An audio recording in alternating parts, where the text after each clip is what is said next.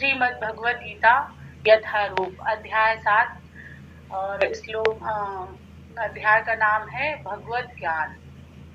भगवान के प्रति ज्ञान बढ़ाना जो है अध्याय का नाम है और श्लोक संख्या है 17।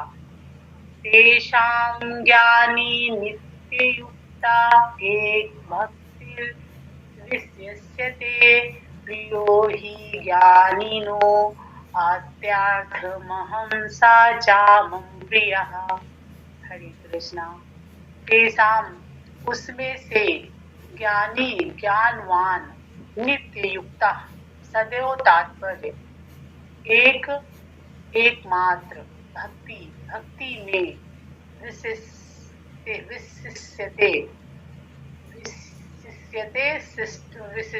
है। विशिष्ट मीन्स कई प्रकार का विशिष्ट है। प्रिय अतिशय प्रिय ही निश्चय ही ज्ञानिना ज्ञानवान का अध्यर्म अत्यधिक अहम मैं हूँ सा वो चा भी मम मेरा प्रिया प्रिय। तो भगवान इसमें देखो बता रहे हैं कि जो ज्ञानी है जो सदैव मेरे में लगा है एकमात्र भक्ति, उसका भाव क्या है कि एकमात्र भक्ति। तो इसके अर्थ में ही समझ में आ रहा है कि वो मेरा बहुत प्रिय है, उसे मैं बहुत प्यार करता हूँ। जो मुझे ही मतलब समझता है कि भौतिक में चलते हुए मुझे जो है अपने जीवन में ही मेल समझना है और भगवान ही मेरे प्रिय और मेल पिता हैं। हरे कृष्णा।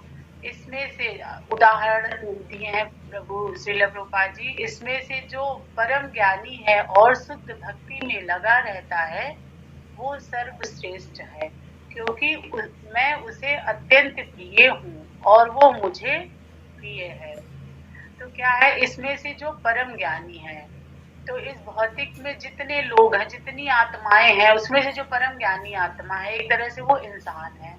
तो इंसानों में भी जो परम ज्ञानी है वो क्या है, वो भगवान का अत्यंत प्रिय है और वो सर्वश्रेष्ठ है। एक तरह से वो बहुत अच्छा भक्त है और भगवान के वो बहुत करीब है, उसे भगवान बहुत प्रेम करते हैं। जो उनसे शुद्ध भक्ति कर रहा है और प्रेम करता है, ये नहीं कि इस भौतिक में फंसा हुआ है और भगवान का ध्यान ही नहीं। और भौतिक में फंसे हो रहने से देखो सभी फंसे हैं, हम आप सब फंसे हैं, लेकिन फंसे हुए भी हम जो है अपनी आत्मा में ये बात ग्रहण करते रहे कि हमारे परमपिता परमेश्वर ही सब कुछ है, सबके दाता है ना। तो हम जो है उनके अत्यंत प्रिय भक्त हो सकते हैं, चाहे हम गरीब हैं चाहे अमीर है, इन बातों से कोई। तो तात्पर्य श्रील प्रभुपाद की जय हो। तात्पर्य श्रील प्रभुपाद के माध्यम से श्रील प्रभुपाद की जय हो। भौतिक इच्छाओं के समस्त कलमश से मुक्त आर्त जिज्ञासु धनहीन तथा ज्ञानी ये सब शुद्ध भक्त बन सकते हैं। तो भौतिक इच्छाओं के समस्त कलमश से मुक्त, सबसे पहली बात तो ये है कि जो इंसान भौतिक जो है आवरणों से जो है दूर है और मुक्त है, जैसे कि अब भौतिक में रहकर भौतिक से निकलना तो बहुत मुश्किल है। अब अपने कितना करो 2-2 मिनट पे उसका जो है असर अपने उस पे हो ही जाता है, माइंड से लेकर और रहन सहन गुस्सा हर चीज पे वो जो है तुरंत असर करती है। लेकिन कितना है कि हमें जो है बचना है। तो जो इंसान भौतिक में रहकर भी और इस कलमश से मुक्त है वो अर्थ जिज्ञासु, मतलब छवि से जुड़ा हुआ जिज्ञासु, हमारे बारे में मतलब ध्यान ज्ञान बढ़ाने वाला, धनहीन तथा ज्ञानी ये सब शुद्ध भक्त बन सकते हैं। तो धनहीन होने से ये नहीं कि हम भगवान का भक्त तब बन सकते जब हमारे पास धन हो, धन से नहीं बन सकते हैं। हमारा मन और हमारा भाव जो है भगवान के लिए शुद्ध होना चाहिए, तभी हम भगवान को पा सकते हैं या भगवान की तरफ हमारा मन जाएगा, ध्यान जाएगा। अगर हम भौतिक में फंसे हुए हैं 24 घंटे में, हम जो है 10 घंटे 12 घंटे हम भौतिक के बारे में ही सोचते हैं, हमें ये चाहिए ये करना है, तो भगवान कैसे तुम्हें प्रिय होंगे? और भगवान न तुम प्रिय होगे न तुम्हें भगवान प्रिय होंगे। शुद्ध भक्त बन सकते हैं, धन की कोई आवश्यकता। भगवान ने देखो तड़ादपि सुनी चेन तरुरपि शह सुना अमानी मान देन कृत नया सदा हरि। तो ना धनम ना जन्म ना सुंदरी, भगवान ने कितने अच्छे से समझाया है।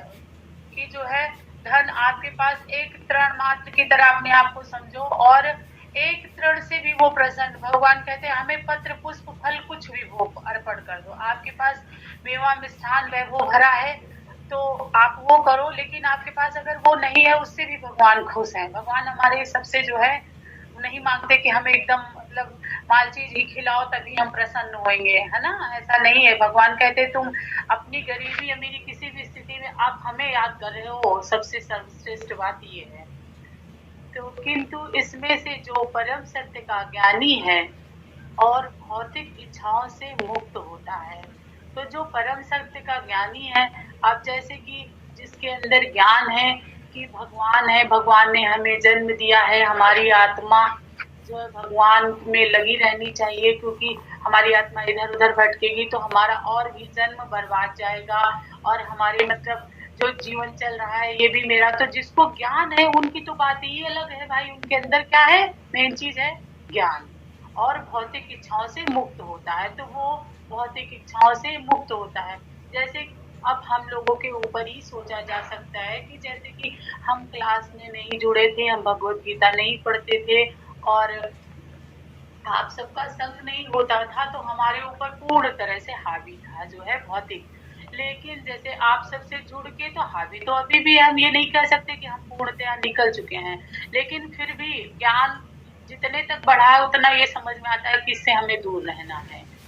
कोशिश होती है, यही भगवान को प्रिय है कि हाँ आप कोशिश करते हैं, आप हम अब भक्तों का संग करते हैं। इस बात से भी भगवान बहुत प्रसन्न है कि नहीं तो दिन भर हमें याद करता, लेकिन एक टाइम है जो उसे बार बार याद करके उस टाइम पे बैठता है और भक्तों का संग करता है। तो भगवान जो है अपने भक्त को, वैसे भी भगवान इतने मतलब क्या कहा जाए कि भगवान जो है कितना भी जो है दुष्ट व्यक्ति है उसका भी कल्याण करते हैं भगवान, और जो भगवान को दिन में याद करते हैं उनके ऊपर तो जो कितना मतलब खुश रहते होंगे। तो वही भगवान का शुद्ध भक्त हो सकता है, इच्छाओं से मुक्त है वही भगवान का शुद्ध भक्त हो पाता है। इन चार वर्गों में से जो भक्त ज्ञानी है और साथ ही भक्ति में लगा रहता है। चार वर्ग कौन से हैं? अच्छा, वर्ग जात, हाँ जैसे कि क्या है, हाँ, हाँ शूद्र है, वैश्य है, शूद्र है और क्षत्रिय है, ब्राह्मण है। तो इन चार वर्गों में से जो भक्त ज्ञानी है और साथ ही भक्ति में लगा रहता है, साथ ही नित्य उसकी भक्ति चाहे छोटी थोड़ी है चाहे बड़ी, उसकी नित्य प्रति भक्ति है, उसे भगवान बहुत प्रेम करते हैं। अब जैसे कि कुछ स्टोरी है, हमने सुना है कि एक भक्त शंकर जी की लिंग पे जो है जाके वो डंडा मारता था, ऐसा कुछ स्टोरी छोटी सुनी थी, हमें पूरी तरह से याद नहीं है। तो भगवान उससे प्रसन्न हो गए कि ये नित्य मुझे इतनी टाइम याद तो करता है, तो सोचो कितने कृपालु और कितने दयालु हैं भगवान, कि उनके नाम का स्मरण चले और नित्य क्लास में हो तो कितनी कृपा बरसाएंगे, है ना। इन चार वर्गों में से जो भक्त ज्ञानी है, अब चार वर्ग देखो, तर्क करने वाला है, जिज्ञासु है, अर्थार्थी है, ज्ञानी है, तो जो है इस तरह से विचार माने जा सकते हैं कि जिनका ज्ञान ऊपर है तो वो भक्ति में ऊपर है, वो भगवान को समझता है और जीवन में हर क्षण वो अपने जो है संग भगवान, जैसे वो खाने पहनने रहने समझाने सब में एक तर्क उसका क्या होगा, भौतिक इच्छाओं से मुक्त होकर भगवान के ज्ञान की तरफ, तो वो सर्वश्रेष्ठ है। ज्ञान की और साथ ही भक्ति में लगा रहता है, वो भगवान के कथनानुसार सर्वश्रेष्ठ है, भगवान उसको सर्वश्रेष्ठ मानते हैं। ज्ञान की खोज करते रहने से मनुष्य को अनुभूति होती है, बिल्कुल होती है। ज्ञान की खोज ना हो तो अनुभूति कैसे होगी, मेरे परमपिता कैसे थे, उनके जीवन काल में क्या हुआ, उनकी माता कितनी महान थी, और हमारे महान गुरु भगवान लोगों ने देखो कितना सरल भक्ति कर दिया है ना, कि हमारे मार्ग में इतना ज्यादा दिक्कत नहीं जितनी उन लोगों के मार्ग में दिक्कत थी, है ना। तो जो है जितने जो है जैसे कि अब हमारे यहाँ क्या था कि जो है पहले कौन कौन सा काल था, सतयुग और त्रेता द्वापर, सारे युग में जो है कितने मतलब दिक्कतों के साथ भगवान का जो है मतलब संन्यास ज्ञान बढ़ाते, अब क्या बताए बोल नहीं पा रहे हैं।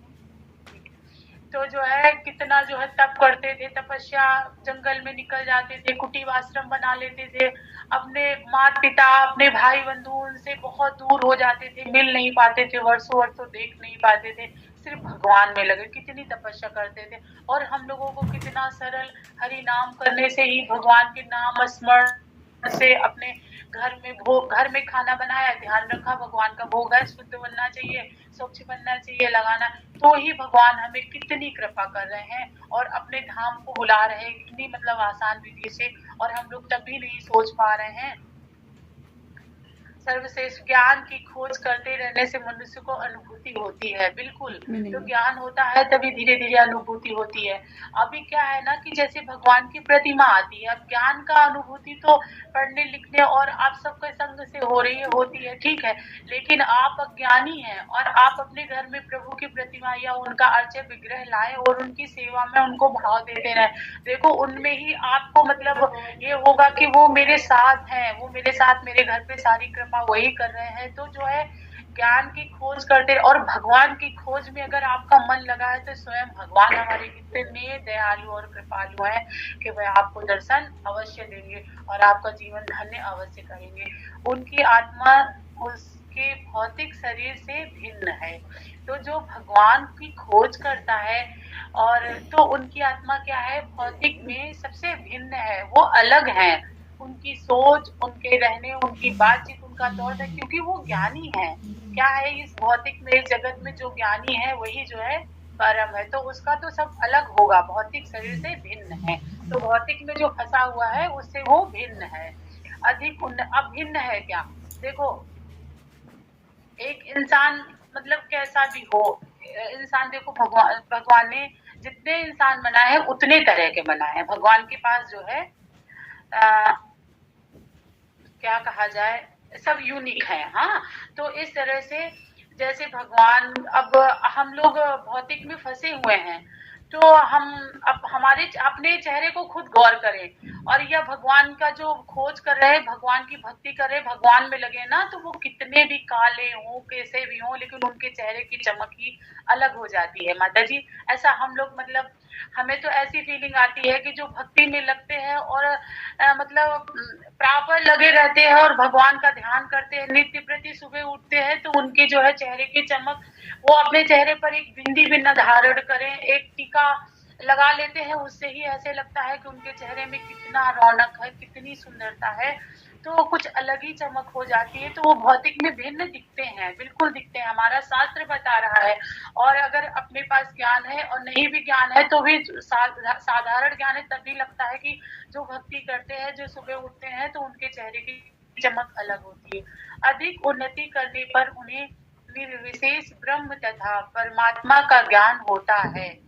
अधिक उन्नति करने पर उन्हें निर्विशेष ब्रह्म तथा परमात्मा का ज्ञान, जो निर्विशेषवादी हैं, और तो उनको परमात्मा का ज्ञान क्या होता है, अधिक परिश्रम करने, अधिक उन्नति, क्या भौतिक उन्नति नहीं, अध्यात्म उन्नति करने पर उनको विशेष ब्रह्म तथा परमात्मा का ज्ञान होता है।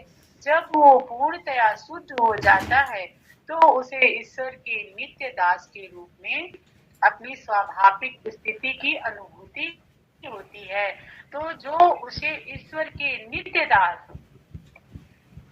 जब वो पूर्णतया शुद्ध हो जाता है, जब आप सबका संग करने लगता है, 16 माला करता है, भगवान में उसका मन लगता है, तो पूर्ण वो शुद्ध होने लगता है और शुद्ध होता है तो उसको खुद ही अनुभूति होने लगती है, किसकी, ईश्वर के नित्य दास के रूप में। तो उसका मन जो है स्थिर होता है और वो जो है जैसे कि भौतिक में काम क्रोध लोभ मोह में फंसा है, लेकिन काम क्रोध लोभ में फंसते हुए भी उससे बचता है। काम क्रोध लोभ मोह हमारे ऊपर 24 घंटे धारण, लेकिन धारण होने के बाद भी अगर उससे बचने की कोशिश करता है तो वो क्या है, उसको अनुभूति हो चुकी है कि हम जो है, हमारी रास्ता क्या है, हमारा मेन काम क्या है और हमें जो है किधर जाना है, वो अपने आप को मोड़ता है, तो उसको अनुभूति हो चुकी है। इस प्रकार शुद्ध भक्त की संगति से आर्त जिज्ञासु धन का इच्छुक तथा ज्ञानी स्वयं शुद्ध हो जाता है।